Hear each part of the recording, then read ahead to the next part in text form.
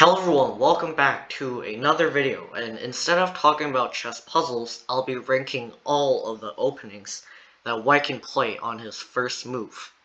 So this video doesn't really have anything on the screen. I'll pretty much just be talking for who knows how long, so I hope you sit back, relax, and enjoy. Now, if you didn't know, White has 20 possible legal moves that he can play. 16 of them are made by the pawn, and 4 of them can be made with the knight. Let's start on the right side and eventually get to the A file.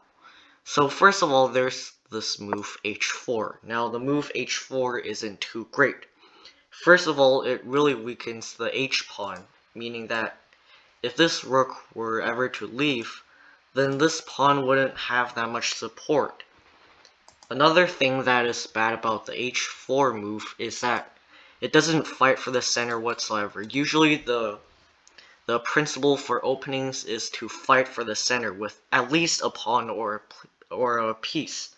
Now h4 does not fight for the center at all, and it pretty much gives black a free move, where now he is the one that's actually controlling the center.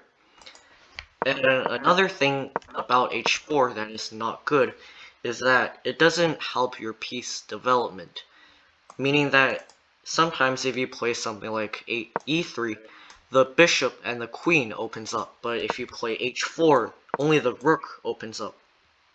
And this is a common motive that I've seen in beginner games, where they try to bring the rook out really early, and intermediate and advanced players know that usually the rook is reserved for the middle game and the end game, and typically you should bring your knights and bishops out before the rook.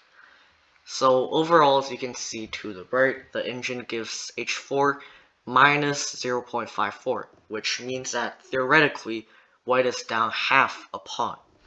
Now, although this isn't immediately losing, it's still not a good move. Now let's talk about the move h3.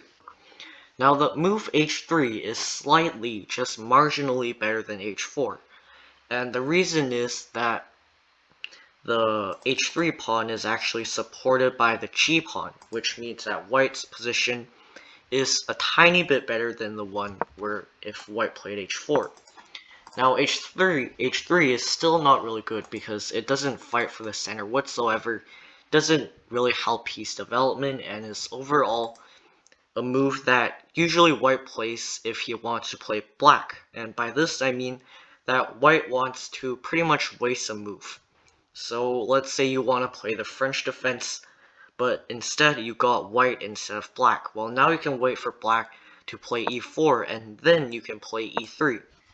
And that is pretty much the only motive with the move h3. Apart from that, it really doesn't serve a purpose, and it's just not too good. And as you can see, it's 0-0-0 according to the engine, which means that the position is actually quite balanced. But any intermediate or advanced player will be able to pretty much obliterate you if you play the move h3 as your first move. So I really wouldn't suggest this move as a great opening choice. Now the next move is move g4. Now g4 is even worse than h3 because this pawn is extremely vulnerable. It's not even protected by the rook. And once again, typically this move is made in order to fianchetto the bishop, but instead you mouse slip and move the pawn one square up where it should have been. Now this move is called the Grob opening, and it's a widely memed opening that has that's known to be bad, and if you don't be careful with this opening, you can actually get mated very soon, like this. And it's a common mate that some beginners might fall into. But once again, this move sort of controls the center. It controls the f5 square, but usually when I mean controlling the center, you should typically fight for these squares, and you should reserve these for later. But this move, I really wouldn't suggest playing it. It's even worse than h4. As you can see, it's minus 1.3. This means that you are down one pawn and a third of a pawn, pretty much. And typically when you're down this much, you're pretty much just losing. I mean, if two grandmasters were playing a game and one plays the move g4, they are pretty much certain to lose. And overall, this move is just not really good. So I really wouldn't suggest this move either, although if you do want to move one of these two pawns, you should play the move g3.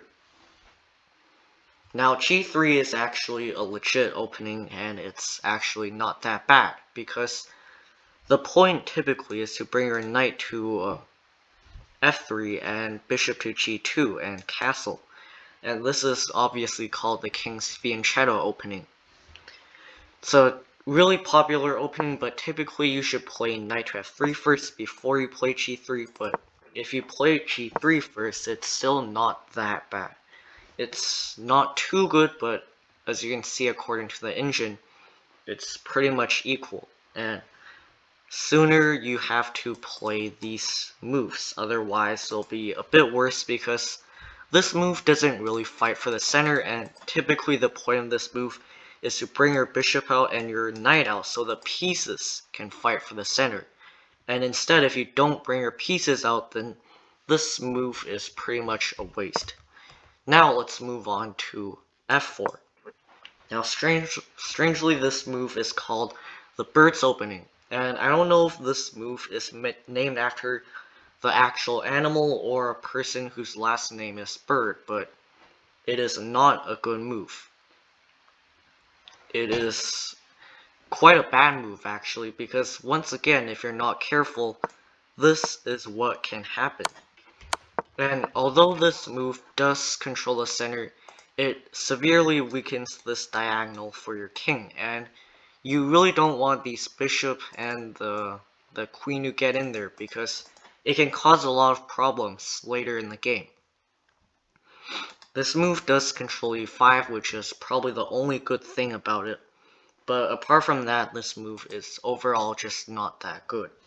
And instead, if you really want to push the f pawn, pushing it to f3 would be a tiny bit better. And if you have seen meme games, this is pretty much a better version, or I should say a safer version of the bonk cloud, which is typically goes like this: e4, e5, and king to e2.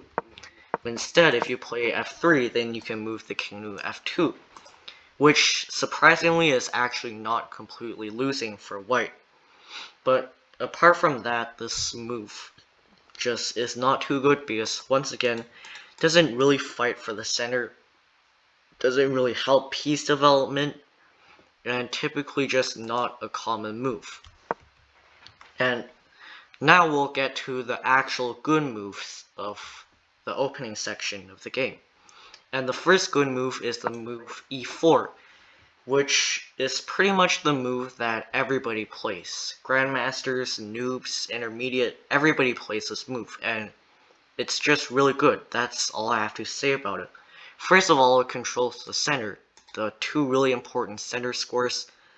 Also, it allows the bishop and the queen to move out, and usually if you want to go for a quick mate that looks something like this, then that's the way you can do it. And this is a common trap that beginners will fall into, but e4 is overall one of the best moves, if not the best for white. Typically white goes for development with a knight, but e4 has a lot of variations. For example, the King's Gambit. You can even play the center game or something like a Scotch variation, I guess. Or you can go into the bishop game. There are a lot of things that you can play if you play the move e4, and unlike some of the other pawn moves, it can give you a wide range of games, opportunities like closed games or open games, which is a good aspect of the move e4. And as you can see, this is a French defense. Usually it's a more close game, but you can also have Sicilians, and they can turn into really crazy, wild open games. Or you can even play the King's Gambit. It's up to you. That's how broad the move e4 is, and opportunities that it can lead to. Now, The move e3, on the other hand, it's not great, but it isn't horrible either. In fact, I would say it's better than all the moves that you can make with H, G, and F. And if you look towards the right at the engine comments, it's actually not even losing for white. White is actually up a tiny bit, 1/10 of a pawn. Usually this isn't much, but this move isn't horrible because white is actually really defensive. You can't really attack white in this position. I mean, everything is guarded, not like if you play e4, you still have to sort of focus on defending this pawn. But the downside to e3 is that it doesn't really fight for the center. Sort of does, but not in a very aggressive way like e4. However, this move does allow, once again like e4, for the bishop and the queen to come out. So although this move isn't that great, it's not bad either. And if you play it, you won't be in a severely losing position on the first move. Now, moving on to d4, another one of the most popular moves in chess. d4 really fights for the center. It's quite an aggressive move. It can allow a lot of different variations similar to e4. However, this move doesn't really allow the queen to get out like e4, where this queen has this diagonal. I would say that's the only minor downside, but this move like e4 is one of the best moves that you can play on the first move of the game. And usually the top grandmaster games will always result in either e4 or d4, so these moves I would really strongly suggest you playing them. But d3, the Mises opening, on the other hand, isn't really a typical opening that you would see. I mean, sometimes you'd see people that meme with moves like f4, g4, and h4, but the move d3 is just not really common. This move is similar to e4 in a way. It doesn't fight for the center, instead it's more passive, which allows some slow development, and white is sort of playing a pokey or fish, or stonefish, something like that. Reminds me of that animal because white is just defending everything and you can't really attack the position that much. Now let's move on to c4, which is called the English opening. The English opening I don't really enjoy that much because first of all, it sort of weakens this pawn. It does, however, fight for the center, but it's still not that great. Instead, I think beginners should start with the move e4 and d4 instead of just jumping to c4, because it can lead to some pretty interesting lines that require some studying in order to master. And that's one of the reasons that I don't play c4, because when I play e4, I can just quickly know what to play because you see it all the time. But c4 is a bit strange, bit peculiar, and it's not that strange in the grandmaster world, but I don't think you should play this move as a beginner. Nonetheless, it's still a pretty good move, and oftentimes grandmasters will play it. Now let's move on to the move c3, also known as Saragosa opening. Now this move isn't too good, but it's also not bad either, as you can see. It's 0-0-0, but I don't really like it because first of all, you do not control the center, and second of all, it hinders this knight's development because it stands in the way. But apart from that, this move once again does not add that much weaknesses to your position. And I think it's slightly better than the move f2 because there's a queen here instead of a king, and here the king can really be weakened because of the exposure of this diagonal, but here instead, the queen, it actually allows the queen to move out, which is a good thing and not a bad thing. And it's quite common with moves like b4, because unlike the pawn moves here, this diagonal is not really weakened. and black doesn't have any ways to expose it that much.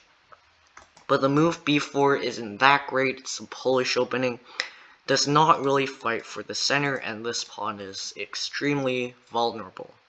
And later you'll most likely have to defend it with either c3 or a3, or you can even sacrifice it and go for a more aggressive sort of game. And now let's talk about the move b3, the Nimza which Larsen attack.